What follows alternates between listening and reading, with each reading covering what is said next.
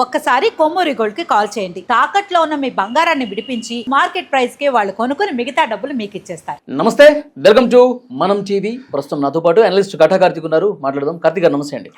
కార్తిక్ గారు, ఆంధ్రప్రదేశ్లో మద్యం కుంభకోణం ఒక సీరియల్లా కొనసాగుతుందండి. ఎన్ఫోర్స్మెంట్ డైరెక్టరేట్ దూకుడు ప్రదర్శిస్తోంది.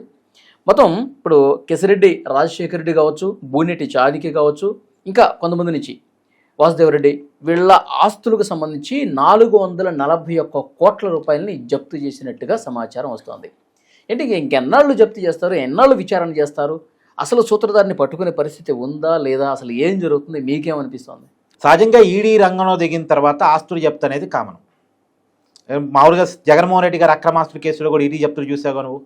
ఇప్పటికీ చాలా జగన్మోహన్ రెడ్డి గారి ఆస్తులు ఈడీ జప్తులోనే ఉన్నాయి. ఇప్పుడు లిక్కర్ కేసులో కూడా వాళ్ళకి అనుమానం ఉన్నటువంటి ఆస్తి, అంటే ఈ లిక్కర్ కేసులో లంచాల ద్వారా, ముడుపుల ద్వారా వచ్చిన డబ్బుతో కొన్నారు అనుకున్న ఆస్తులన్నీ కూడా జప్తు చేస్తారు. అది కామన్. ఈ కేసు తేలిన దాకా ఈడీ జప్తులు ఈ ఆస్తులు ఉంటాయి. కేసు తేలిన తర్వాత, అంటే కోర్టు నిర్ధారించిన తర్వాత, ఒకవేళ ఈ కేసులో వీళ్ళంతా నిందితులుగా ఉన్న వాళ్ళంతా నిర్దోషులని ప్రకటించారనుకోండి, ఈ ఆస్తులు తిరిగి వీళ్ళకి వస్తాయి. వీళ్ళు దోషులుగా ప్రకటించబడ్డారనుకోండి, ఈ ఆస్తులన్నీ కూడా కోర్టు ఆదేశాల మేరకు ప్రభుత్వాన్ని జరగడం లేదా కోర్టు ఆదేశాల మేరకు వీటిని పంచుతారు. కానీ అప్పుడు దాకా ఈడీ జప్తులోనే ఇవన్నీ ఉంటాయి. ఈడీ సహజంగా చేసే పని మా ఆస్తులు జప్తు అనేటువంటిది. నేనేమంటానంటే, ఇది 3,500 కోట్ల కుంభకోణం. ఇప్పటివరకు సీట్ నిర్ధారించిన దాని ప్రకారం చెప్తున్నాను నేను. అంటే నిజానికి ఎన్నికల్లో సంపూర్ణ మద్యపాన నిషేధం చేస్తానని హామీ ఇచ్చి అధికారంలోకి వచ్చిన తర్వాత ఆ సంపూర్ణ మద్యపాన నిషేధంలో భాగంగా నేను కొత్త మద్యం పాలసీ తీసుకొస్తున్నానని చెప్పి, ఆ మద్యం పాలసీ తొలడుగు సంపూర్ణ మద్యపాన నిషేధానికి అని చెప్పి, ప్రైవేట్ చేతుల్లో ఉన్న మద్యం షాపులన్నీ ప్రభుత్వం చేతుల్లోకి తీసుకొని మోనోపోలీ మార్కెట్ ఏర్పాటు చేసి, సొంత డిస్టిలరీస్ ఏర్పాటు చేసుకొని, తాము అమ్మాలనుకున్న బ్రాండ్లు మాత్రమే దాంట్లో అమ్మి, ప్రైవేట్ చేతుల్లో మద్యం షాపులు ఉంటే ఎలా ఉంటుందంటే, వాళ్ళు నా చేతుల్లో ఒక షాప్ ఉంటుంది, నీ చేతుల్లో ఒక షాప్ ఉంటుంది, కెమెరామెన్ నాయుడు చేతుల్లో ఒక షాప్ ఉంటుంది. ఉన్నప్పుడు ఏంది, ఇప్పుడు నా షాప్లో ఒక దొరకలేదనుకో, నీ షాప్ కాడికి కస్టమర్ వెళ్తాడు. నీ షాప్లో దొరకలేదనుకో, మన కెమెరామెన్ నాయుడు షాప్ దగ్గరికి వెళ్తాడు. అంటే ఆప్షన్ ప్రజల చేతుల్లో ఉంటుంది. ఒక షాప్లో కాదు, ఒక షాప్లో వాడికి కావాల్సిన బ్రాండ్ దొరికింది. అప్పుడు నేనేం చేయాలి, కస్టమర్ నా దగ్గరికే రప్పించుకోవడం కోసం ప్రజలకు కావాల్సిన బ్రాండ్, అంటే సమాజంలో డిమాండ్ ఉన్న బ్రాండ్ మాత్రం నేను ఆర్డర్ పెడతా ఉంటాను. అర్థమైందా? కానీ ప్రభుత్వం చేతుల్లోకి మద్యం షాపులన్నీ ప్రభుత్వం చేతుల్లోకి వెళ్ళిపోయిన తర్వాత ఎక్కడికి పోయినా అదే బ్రాండ్ ఉంటుంది. అంతా ఎక్కడైనా అమ్మేది ప్రభుత్వమే కదా. సో ప్రజలకి కావాల్సింది దొరకదు, అక్కడ ఉన్నది తీసుకోవాలంతే. ప్రజలకి ఆప్షన్ లేకుండా చేసి మోనోపోలీ మార్కెట్ ఏర్పాటు చేసి వాళ్ళు అమ్మాలనుకున్నది మాత్రమే అమ్మి, ఇప్పుడు నా షాప్ కాడికి వచ్చినా నా షాప్ ప్రభుత్వం చేతుల్లోనే ఉంది, అక్కడ అయ్యే దొరుకుతాయి. నీ కాడికి వచ్చినా అయ్యే దొరుకుతాయి, నాయుడు కాడికి పోయినా అదే దొరుకుతాయి, ఏ షాపుకి పోయినా అవే దొరుకుతాయి. కాబట్టి తాగాలనుకున్నవాడు, తాగిడి బానిసైన వాడు అవే తాగాలి. కాబట్టి వాళ్ళు అమ్మాలనుకున్న బ్రాండ్ మాత్రమే అమ్మారు. వాళ్ళకి లంచాలు ముడుపులు ఇచ్చిన బ్రాండ్ మాత్రమే అమ్మారు. అవి ప్రజలకి ఎంత హానికరం, వాటి వల్ల ప్రజల ఆరోగ్యానికి ఎంత ఇబ్బంది లేదా ప్రాణాలు పోయే అవకాశం ఉందో దీన్ని కూడా చెక్ చేసుకోవాలి. ఒకేవో ప్రజలు చనిపోయారు, దాదాపు 32,000 మంది ప్రజలు చనిపోయారు అనేటువంటిది ఒక అంచనా. తర్వాత దాదాపు లక్షలాది మంది కిడ్నీలు, లివర్లు పాడైపోయాయనేది ఇంకొక అంచనా. సరే, మరణాల సంఖ్య మీద భిన్నాభిప్రాయాలు ఉన్నాయి, ఒక్కొక్కరు ఒక్కో సంఖ్య చెప్తూ ఉంటారు. కానీ వేలాది మంది మరణించారు, లక్షలాది మంది ఆరోగ్యాలు పోగొట్టుకున్నారు. అలా ఒకవైపు జనాన్ని చంపేస్తూ, కుటుంబాలను చిత్రం చేసేస్తూ సంపాదించుకున్న సొమ్ము ఇదంతా ప్రజల కళ్ళ ముందు జరిగింది. ప్రజలందరికీ తెలుసు తమ ఏ బ్రాండ్లు తాగాము జగన్మోహన్ రెడ్డి గారి పరిపాలనలో అన్నది అందరికీ తెలుసు. రెండోది, ఆ డబ్బులు ఎలా తీసుకున్నారు అన్నది కూడా ప్రజలు తెలుసు. అంటే వాస్తవానికి కరోనా టైంలో కేంద్ర ప్రభుత్వమే అఫీషియల్గా డిజిటల్ ట్రాన్సాక్షన్స్ అలౌ చేయండి, డైరెక్ట్గా క్యాష్ అండ్ క్యారీ పద్ధతిని ఎవరు కూడా ఎంకరేజ్ చేయొద్దు. ఎందుకంటే ఆ నోటు ఒకరి చేతిలో నుంచి ఇంకోరి చేతిలోకి మారిన తర్వాత కరోనా రావడానికి అవకాశం ఉంది, వైరస్ పాకటానికి అవకాశం ఉంది. సో కరెన్సీని వాడకండి, డిజిటల్ ట్రాన్సాక్షన్ చేయండి అని కేంద్ర ప్రభుత్వం అఫీషియల్గా రాష్ట్రానికి రేఖ రాసింది. దాని తర్వాత కేంద్ర ప్రభుత్వం తీసుకొచ్చినటువంటి సంస్కరణ తర్వాత టీ కొట్టు దగ్గర, కాఫీ షాపుల దగ్గర కూడా, అంటే 5 రూపాయలు 10 రూపాయలు ఖర్చు అయ్యేటువంటి పాన్ డబ్బాల దగ్గర కూడా ఫోన్పేలు, గూగుల్ పేలు వచ్చేసాయి. సో ఒక విప్లవం వచ్చేసింది, డిజిటల్ విప్లవం వచ్చేసింది. డబ్బులు క్యారీ చేయడం అనేది ఆగిపోయింది. కానీ మద్యం బాటిల్ దగ్గర మాత్రం ఆంధ్రప్రదేశ్ ప్రభుత్వం క్యాష్ అండ్ క్యారీ పద్ధతి మాత్రమే వాడింది. ఇదేమన్నా 5 రూపాయలు 10 రూపాయలు అయ్యే బాటిల్సా? కాదు, వందలాది రూపాయలు, వేలాది రూపాయలు అయ్యే బాటిల్స్. దీన్ని క్యాష్ అండ్ క్యారీ పద్ధతిలో ఎందుకు అమ్మారు? నిజానికి క్యాష్ దొరకని పరిస్థితి, క్యాష్ పట్టుకుంటే కరోనా వస్తుందని భయపడే పరిస్థితి. ఆ టైంలో క్యాష్ అండ్ క్యారీ పద్ధతిలోనే అమ్మి, ఎందుకు క్యాష్ అండ్ క్యారీ పద్ధతిలో అమ్మారు? మనం ఫోన్పే చేస్తే గూగుల్ పే చేస్తే గవర్నమెంట్ అకౌంట్లో పడింది. గవర్నమెంట్ అకౌంట్లో పడిన తర్వాత దాన్ని డ్రా చేస్తే తెలిసిపోయింది, ట్రాన్సాక్షన్స్లో తెలిసిపోయింది కదా. అదే క్యాష్ అండ్ క్యారీ పద్ధతిలో అంటే జనం ఒక 500 నోటు మద్యం బాటిల్ కోసం ఇస్తాడు. 500లో 400 లోపల వేయచ్చు, 100 రూపాయలు జేబులో పెట్టుకోవచ్చు. ఎవరు కనిపెట్టగలరు? అప్పుడు వీళ్ళకి ఇచ్చిన స్టిక్కరే కదా మద్యం బాటిల్ మీద ఎంఆర్పి ధర అనేది. ఓకే, ఇంకా రెండు అందరూ ఎంఆర్పి ధర చెక్ చేసుకుని ఇంకొండ కదా. వీళ్ళు ఇష్టారాజ్యం అయిపోయింది. సో అలా అడ్డదిడ్డంగా క్యాష్ అండ్ క్యారీ పద్ధతిలో అమ్మి ఎలా సంపాదించారు అనేది ప్రజలు కళ్ళ ముందు చూశారు. పైగా ఏం చేశారు, ఇప్పుడు ఒక మద్యం షాప్లో ప్రభుత్వం చేతిలో ఉన్నాయి కాబట్టి 3 ఎంప్లాయీస్ అని రాసుకున్నారు, రిజిస్టర్లో రాసుకున్నారు. వాళ్ళకి అకౌంట్లో డబ్బులు పడవు, క్యాష్ ఇస్తారు చేతికి. సో అసలు 3 పని చేశారా, 2 పని చేశారా? 2 పని చేస్తే 3 పేరుతో జీతాలు డ్రా చేశారా? మరి మిగతా ఒక్కళ్ళు పని చేయకుండా ఆ జీతం ఎవరి చేతిలో పోయింది?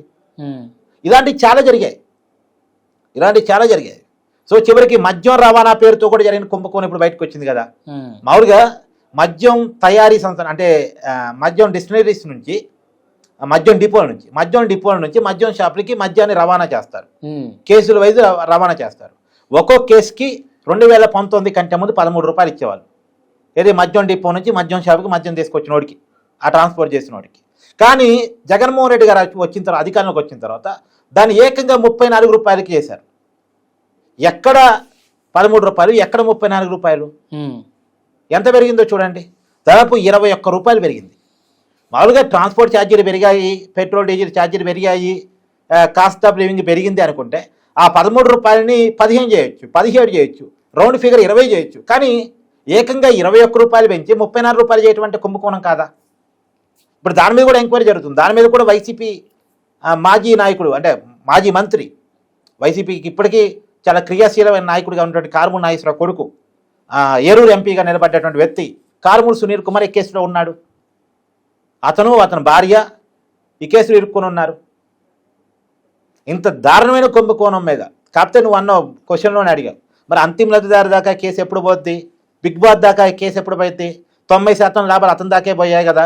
ఈడీలు, సిబిఐలు, సిట్లు జగన్మోహన్ రెడ్డి దాకా వెళతాయి, కేసుని తీసుకెళ్తాయి అంటే కొంచెం డౌటే.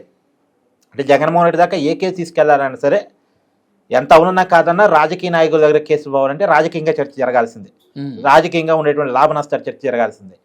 సో జగన్మోహన్ రెడ్డి గారికి ఉండేటువంటి ఢిల్లీ లాబింగ్, ఢిల్లీ అండర్స్టాండింగ్స్ మొత్తానికి జగన్మోహన్ రెడ్డి గారిని చాలా కేసుల్లో కాపాడుతూ వస్తున్నాయి. పాత కేసుల్లో కాపాడుతూ వస్తున్నాయి, కొత్త కేసులు ఆయన దగ్గర పోకుండా కాపాడుతూ వస్తున్నాయి. అంటే ఒక వ్యాలిడ్ క్వశ్చన్ రైజ్ చేశారు మీరు, అంటే బీజేపీ ఇంకా జగన్మోహన్ రెడ్డి వెనకాల ఉంది అని చెప్పి చెప్పగానే చెప్పారు కార్తిక్ గారు. అంటే దాంట్లో చాలా మందికి చాలా రకాల అనుమానాలు ఉన్నాయి, దాంట్లో భిన్నాభిప్రాయం ఉంది వాస్తవానికి. అంటే ఇప్పుడు నమ్మకమైనటువంటి కూటమిలో బీజేపీ పార్టీ కాదంటారా? అంటే బీజేపీకి ఉండేది ఏంటంటే ఆంధ్రప్రదేశ్లోని ఎంపీలంతా బీజేపీ కిందనే ఉన్నారు, ఒకే అఫీషియల్ గా ఎన్డీఏ కూటమిలో ఉన్నారు. ఇప్పుడు మిత్రధర్మం పాటించట్లేదు బీజేపీ, నేను అదే చెప్తున్నాను. ఒకేవైపు అఫీషియల్ గా ఉన్నారు, ఇంకోవైపు అనఫీషియల్ గా ఉన్నారు. ఇప్పుడు ఒకప్పుడు జగన్మోహన్ రెడ్డి, ఇప్పుడు టీడీపీ కూటమిలో చేరకముందు ఆ రోజు టీడీపీకి బీజేపీకి రాజకీయంగా పడని రోజుల్లో కూడా వైసీపీ చేతుల్లో ఎక్కువగా ఎంపీలు ఉన్నటువంటి రోజుల్లో వాళ్ళు ఏం చేశారు, కరాఖండిగా బీజేపీకి సపోర్ట్ చేశారు, రాజ్యసభలో లోక్సభలో. అవును, రాజ్యసభలో బీజేపీకి కొన్నిసార్లు అవసరం పడింది, వైసీపీ అవసరం పడ్డప్పుడల్లా బాజాప్తాగా సపోర్ట్ చేశారు. ఇప్పుడు ఎగ్జాంపుల్ త్రిపుల్ తలాక్ బిల్లుని రాజకీయంగా వైసీపీ ఆంధ్రప్రదేశ్లో వ్యతిరేకిస్తూ ఉంటుంది, కానీ రాజ్యసభలో సపోర్ట్ చేస్తుంది. అంటే తమ రాజకీయంగా బీజేపీతో విరోధించే అంశాల్లో కూడా బీజేపీ కావాలంటే సపోర్ట్ చేసింది. మొన్న వక్ఫ్ బిల్లు కూడా అంతే కదా, ఆ వక్ఫ్ బిల్లు కూడా అంతే. సో కాబట్టి వైసీపీకి ఏంది, ఏదన్నా కానీ మనకి లోక్సభలో రాజ్యసభలో మన ఎంపీలు బీజేపీ కోసం పనిచేయాలి అంతే. ఇప్పుడు నా కేసుల విషయంలో చూస్తున్నాడు బాబు, ఒక అండర్స్టాండింగ్ అది ఎప్పటి నుంచో ఉంది అనేటువంటిది అనుమానం. అప్పుడు ఇచ్చిన హామీ ఒక్కసారిగా ఏం బోదుగా. ఇప్పుడు వాళ్ళేంది, రేపు కూడా మన జగన్మోహన్ రెడ్డి పార్టీతో అవసరం పడొచ్చేమో, ఎందుకు అతన్ని మనం డిజైన్ చేసుకోవాలి. సో అతనేమి మనం విభేదించట్లేదు కదా, అతను ఎప్పుడు కావాలంటే అప్పుడు మనకు తలగ్గే ఉంటున్నాడు కదా. సో రాజకీయంగా విభేదం లేనివాడితో ఎందుకు విభేదం పెట్టుకోవాలి. సో అలా ఆల్టర్నేటివ్గా ఉంచుకుందాం. ఎప్పుడు జగన్మోహన్ రెడ్డి మీద బీజేపీ పెద్దల్లో డెసిషన్ తీసుకుందాం అనేది వస్తా అంటే 2029 ఎన్నికల్లో కూడా జగన్మోహన్ రెడ్డికి ఇదే రకమైన ఓటమి వచ్చింది అనుకో, లేదు ఇతను లేవడు, ఇతను ఏదో చేసి పడేస్తే ఇది కూటమికే ప్రెస్ అనేది ఉంటుంది. రెండోది బీజేపీ ఇంకో రకంగా ఏం ఆలోచిస్తుంది, జగన్మోహన్ రెడ్డిని అరెస్ట్ చేశారు ఎగ్జాంపుల్, అతనితో ఉన్న సంబంధాలు చెడిపోతాయి, అతనితో ఉన్న అవసరాలు చెడిపోతాయి, పక్కన పెట్టేసి పోతే పోయింది, కూటమి ధర్మంలో భాగంగా పోతే పోయింది అనుకున్నా. కానీ రేపు పొద్దున అతనికి సింపతి వస్తే, ఇప్పుడు రాజకీయాల్లో ప్రజలు అవినీతిని ఎంతవరకు చూస్తున్నారు అన్నది కూడా క్వశ్చన్ మార్క్ కదా. క్వశ్చన్ మార్క్ కదా. ప్రజల్లో అతనికి సింపతి వస్తే దానివల్ల అతను లబ్ధి పొందితే ఎందుకు ఆ పరిస్థితిలో ఇట్లా ఇవ్వటం? రెండోది, వాళ్ళు వీళ్ళని అరెస్ట్ చేశారు కాబట్టి వీళ్ళు వాళ్ళని అరెస్ట్ చేస్తున్నారు అన్నది ఎందుకు క్రియేట్ చేసుకోవటం? కొంత వేచి చూసే దూరంతో ఉందాం. ప్రజల ముందు పెడదాం జరిగిన కుంభకోణాన్ని. ప్రజల ముందు పెట్టి 2029లో ప్రజాక్షేత్రం ఓడించగలిగితే చట్టపరంగా తర్వాత శిక్షించవచ్చు అనేటువంటి ఏమైనా అండర్స్టాండింగ్ కూటంలో ఉందేమో. సో ఇలా రకరకాలు ఎనివే, అందుకనే రకరకాల అంశాలు ఉన్నాయి కాబట్టి అంతిమ లబ్ధిదారు దాకా పోద్ది, బిగ్ బాస్ దాకా కేసు పోయిద్ది అని కరాఖండిగా గట్టిగా చెప్పలేని పరిస్థితి మాలాంటి వాళ్ళకి కూడా. సో అది ఒకటి క్వశ్చన్ మార్క్, అదొక డౌట్ తప్ప మీదంతా కేసు అసలు నిజానికి అబ్బా జగన్మోహన్ రెడ్డి దాకా కేసు పోవాలంటే ఈ 3,500 కోట్ల కుంభకోణం కాదు. నేను చెప్పనా కుంభకోణం ఎట్టుందో. ఇప్పుడు ఇందాక నేను చెప్పాను ఒకటి, క్యాష్ అండ్ క్యారీ పద్ధతులు అమ్మారు, ఎన్ని గవర్నమెంట్ డ్రాలో వేశారు, ఎన్ని జేబులో వేసుకున్నారు, అది ఇంకా కుంభకోణం. ఇప్పటి వరకు వీళ్ళు విచారిస్తున్న కుంభకోణం ఏంది? అమ్మాలనుకున్న బ్రాండ్ మాత్రం అమ్మి ఏ బ్రాండ్లో అయితే అమ్ముతున్నారో ఆ బ్రాండ్ కంపెనీ నుంచి లంచం తీసుకున్నది, అంతవరకు కేసు ఇది. ముడుపులు ఏది డిస్టిలరీస్ నుంచి తీసుకున్న ముడుపులు. కానీ ప్రజలు ఏదైతే మద్యం బాటిల్ కొంటున్నారో ఆ మద్యం బాటిల్ నిజానికి ఎంత కమ్మాలి, ఎంత కమ్మారు, ఎంత గవర్నమెంట్ అకౌంట్లో వేశారు, ఎంత జేబులో వేసుకున్నారు, అంత దూరం పోతే ఇది చాలా పెద్ద కేసు. అంత దూరం పోతే చాలా పెద్ద కుంభకోణం ఇది. పైగా 3,500 కాదు 35,000 కూడా కావచ్చు 35,000 కోట్లు కూడా కావచ్చు. ఇంకోటి కూడా సరే, వీళ్ళు అప్పుడు యాక్చువల్గా ఆన్లైన్ ఆర్డర్ సిస్టమ్ ఉండేది అంత 2019 కంటే ముందు. వీళ్ళు ఏం చేశారు, మాన్యువల్ ఆర్డర్ సిస్టమ్ పెట్టారు అధికారంలోకి వచ్చిన తర్వాత. అంటే ఎంత ఆర్డర్ పెడుతున్నారు, ఏం ఆర్డర్ పెడుతున్నారో అది ఎవరికి అర్థం కాకుండా కన్ఫ్యూజింగ్ చేసి పడేశారు.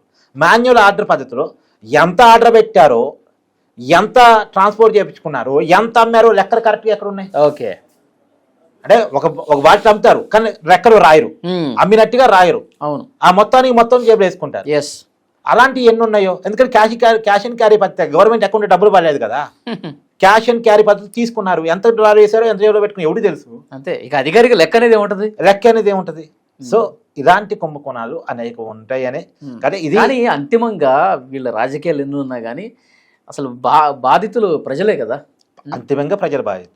ఇప్పుడు జగన్మోహన్ రెడ్డి దోచుకున్నారంటే ప్రజల సొమ్మే. జగన్మోహన్ రెడ్డి గారు వీళ్ళు అనారోగ్యం పాలయ్యారంటే ప్రజలే. అన్ని చోట్ల బాధితులు, అన్ని చోట్ల ప్రజలే బాధితులు. జగన్మోహన్ రెడ్డి గారు ఒక మాట చెప్తున్నారు 2019 ఎన్నికల కంటే ముందు, ఈ మద్యం వల్ల ఎంతమంది మహిళలు తాళు తెగుతున్నాయో ఇలాంటి మద్యాన్ని నిషేధించారని మాట చెప్తుండేవాళ్ళు. జగన్మోహన్ రెడ్డి అధికారంలోకి వచ్చిన తర్వాత అఫీషియల్ గా తాళు దింపారు. ఆయన హామీ ఇవ్వటం అనేది జోక్ ఆఫ్ ది డికేడ్. చూద్దాం ఏం జరుగుతుందో. Thank you very much.